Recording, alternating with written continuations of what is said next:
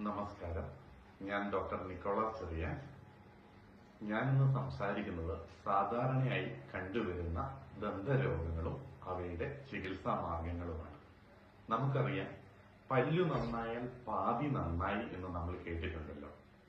നമ്മുടെ പല്ലുകള് നമുക്ക് സംസാരിക്കാനും ചിരിക്കാനും മുഖത്തിന്റെ സൗന്ദര്യത്തിനും ഭക്ഷണം ചവച്ചരക്കി കഴിക്കുന്നതിനും ഒക്കെ വളരെ പ്രധാനപ്പെട്ടതാണ്. പക്ഷെ പലപ്പോഴും പല്ലിന് അതിൻ്റെതായ പ്രാധാന്യം കൊടുക്കുന്നുണ്ടോ എന്നുള്ളത് ചിന്തിക്കേണ്ടുന്ന ഒരു കാര്യമാണ്. സാധാരണയായി നമ്മൾ കണ്ടുവരുന്ന ദന്തപ്രശ്നങ്ങളിൽ ഏറ്റവും പ്രധാനപ്പെട്ടത് ദന്തക്ഷയം അഥവാ പല്ലിന്റെ കേട്, ഡെന്റൽ കേരീസ് ആണ്.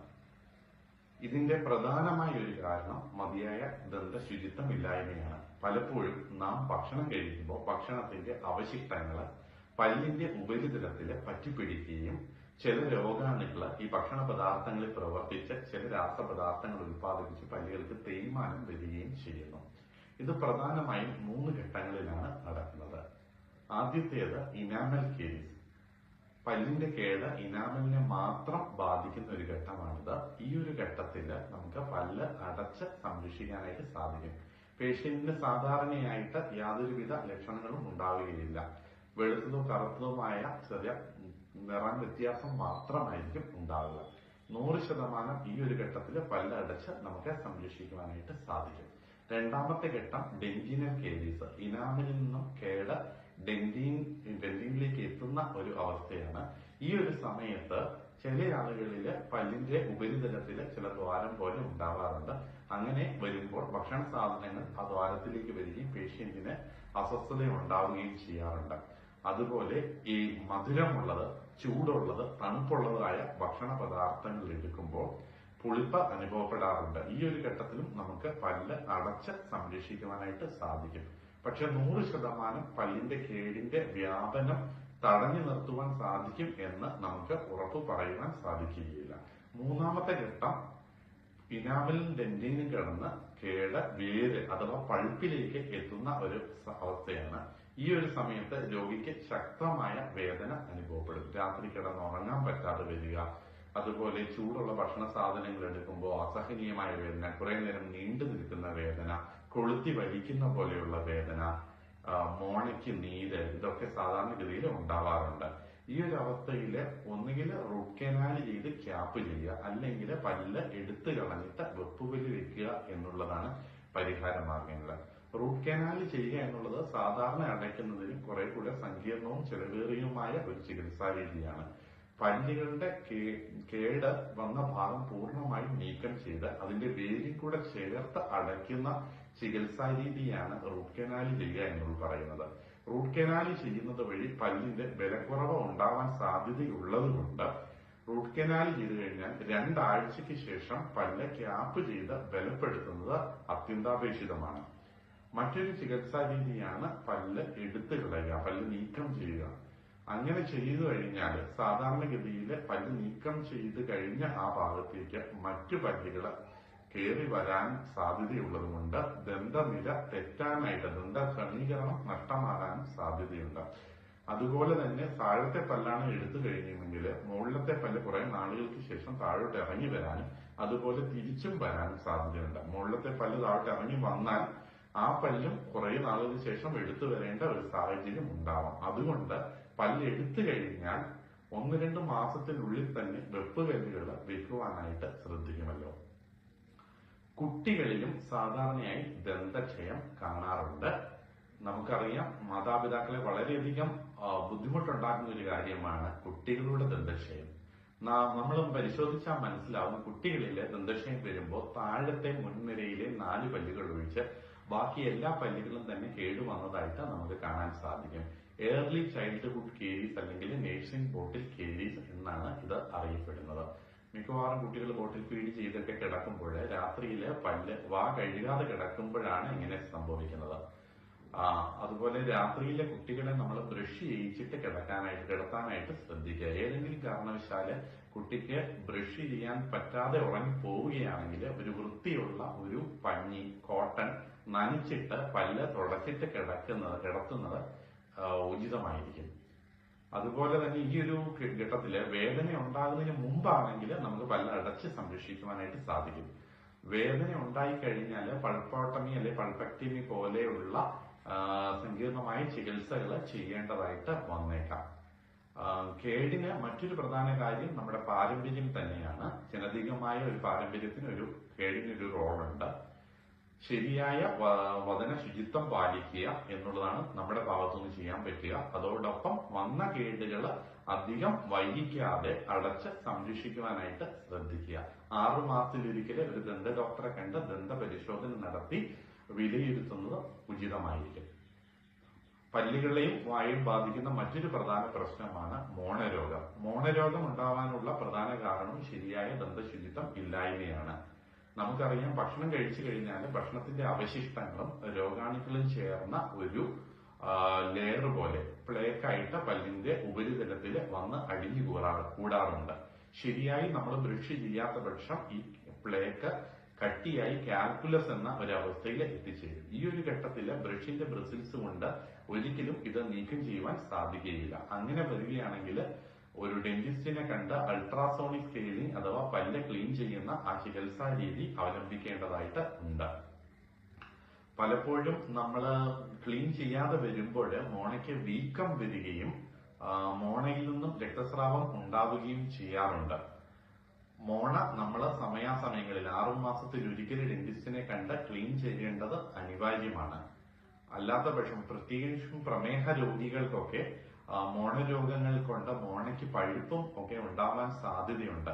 പ്രമേഹം കൊണ്ട് മോണരോഗവും മോണരോഗം കൊണ്ട് പ്രമേഹവും വരാറുണ്ട്. ബൈ ഡയറക്ഷണൽ റിലേഷൻഷിപ്പ് എന്നാണ് അറിയപ്പെടുന്നത്. മോണരോഗം ക്രമേണ മൂർച്ഛിച്ച് അത് പല്ലിന് ചുറ്റുമുള്ള ആവരണമായ പെരിഡോൺഷ്യത്തിലേക്കും പടരാനും അത് പിന്നീട് അത് ആൽവിയോളാർ ബോൺ, അതായത് പല്ല് സ്ഥിതി ചെയ്യുന്ന എല്ലുകൾക്ക് പോലും ബലക്കുറവും ദ്രവിക്കാനും സാധ്യതയുണ്ട്. അങ്ങനെ വന്നാൽ പല്ലുകൾ ഇളകിപ്പോകാനായിട്ടുള്ള സാധ്യതയുണ്ട്. പലപ്പോഴും രോഗികൾ പറയാറുള്ള ഒരു കംപ്ലൈന്റ് ആണ് നമ്മൾ ബ്രഷ് ചെയ്ത് കഴിയുമ്പോൾ ബ്ലഡ് കാണുന്നു എന്നുള്ളത്. അങ്ങനെയുള്ളതിന്റെ 90% കേസുകളിൽ നമ്മൾ കാണുന്ന അഴുക്ക് വന്ന് അടിഞ്ഞുകൂടി അതിന്റെ ഫലമായി മോണവീക്കം ഉണ്ടായതുകൊണ്ടുള്ള ബ്ലീഡിംഗ് ആണ് കാണപ്പെടുന്നത്.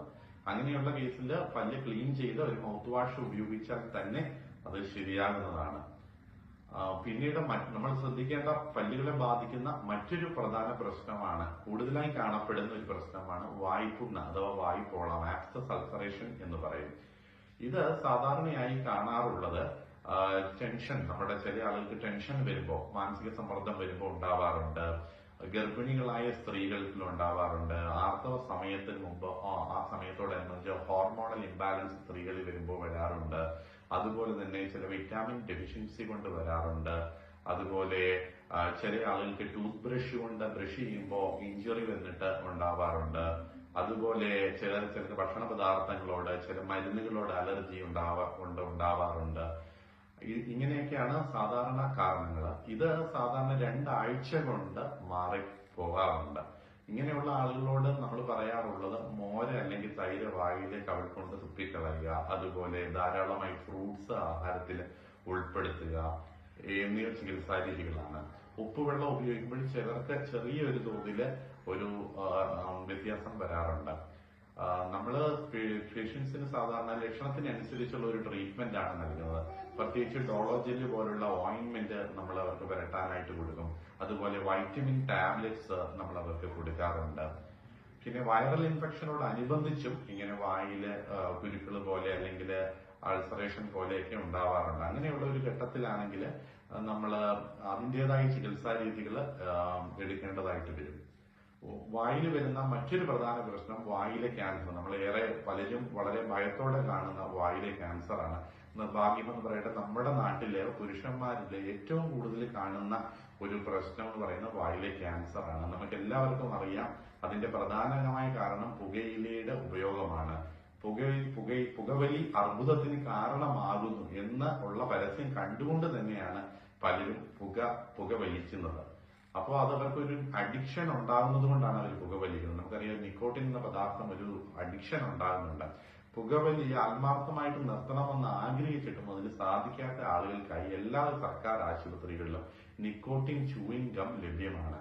അപ്പൊ അങ്ങനെയുള്ള ആളുകൾക്ക് ഈ ഒരു സൗകര്യം ഉപയോഗപ്പെടുത്താവുന്നതാണ്. പുകയില കൊണ്ട് വായിലെ ക്യാൻസർ ഉണ്ടാവുന്നുണ്ട്. അതുപോലെ ശരിയായ വചന ശുചിത്വം ഇല്ലായ്മ കൊണ്ട് വരാം. അതുപോലെ കൂർത്ത പല്ലുകള് കവിളിന്മേൽ നിരന്തരമായിട്ട് കൊണ്ടൊരു വെള്ളപ്പാട് പോലെ വരാറുണ്ട്, അങ്ങനെ വരാം. അതുപോലെ കൃത്രിമമായ വെപ്പുപല്ലുകൾ, അവയുടെ കൂർത്ത ഭാഗങ്ങള് അങ്ങനെയൊക്കെ സ്ഥിരമായി കവിളിൽ കൊണ്ട് വെള്ള പാടുകൾ ഉണ്ടാവാം. നമ്മുടെ വായ്ക്കുള്ളിലെ ശേഷണകർമ്മങ്ങളിലെ വെളുത്തതോ ചുമന്നതോ ആയ ഉണങ്ങാത്ത പാടുകൾ വരാം. അങ്ങനെയൊക്കെ ഉള്ളത് ദന്ത ഡോക്ടറുടെ ശ്രദ്ധയിൽപ്പെടുത്തേണ്ടതാണ്.